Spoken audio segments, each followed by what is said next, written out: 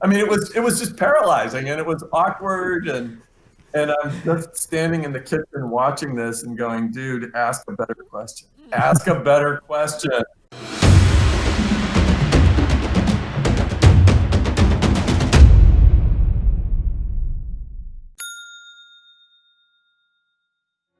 So how do we keep things interesting? Especially nowadays in the era of YouTube and podcasting, what do you think are the sort of top things that you can recommend for things to keep them interesting? I think every good interviewer probably has a little bit of fear that they might run out of stuff to talk about. Or probably the worst situation would be the person just gave 1 or 2 word answers, And so if that's the case, then you are going to run out of questions.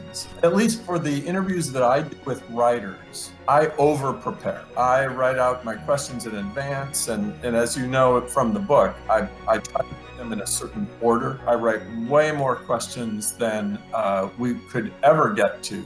And then the key, of course, is how you craft the questions. If you ask it in an open-ended kind of way that invites a longer kind of response, or maybe an illustration or something like that, you're going to get something interesting. You're going to get something a little deeper than the 1 or 2 word answers. Now, the danger, of course, is that you ask a question that's just so open-ended. It's just paralyzing. So let me give you an example. When my dad was being interviewed, my dad was a World War II veteran. His assignment when he was in the Army as a weatherman, so he was at a weather station up on the Arctic Circle. And he was up there for a year with just 5 guys. Every hour, 24 hours a day, they would have to send up some sort of a balloon, and then they would report that what happened with that balloon to their superiors, so that would give the Allies some kind of a heads up of what the weather was going to be like in the European continent for them to do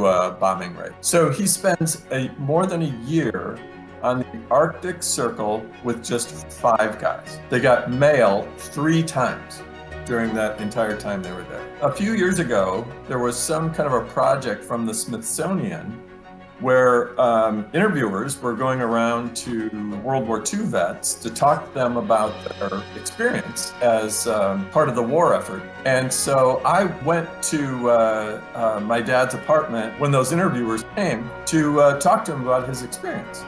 And their opening question was, what was it like to be on the Arctic Circle for a year? That's so open-ended. I'm all for open-ended questions. But that one was so open-ended. Here's my dad, I just watched him, and this is being videotaped. He takes off his glasses, he rubs his eyes, he kind of, hems and haws, he clears a bunch of phlegm from his throat. He does a whole bunch of things just trying to get his hands around how do you answer a question like, what was it like? The short answer is, it's not like anything. Yeah, that would have been the short answer. But, I mean, it was just paralyzing, and it was awkward, and I'm just standing in the kitchen watching this and going, dude, ask a better question. Ask a better question.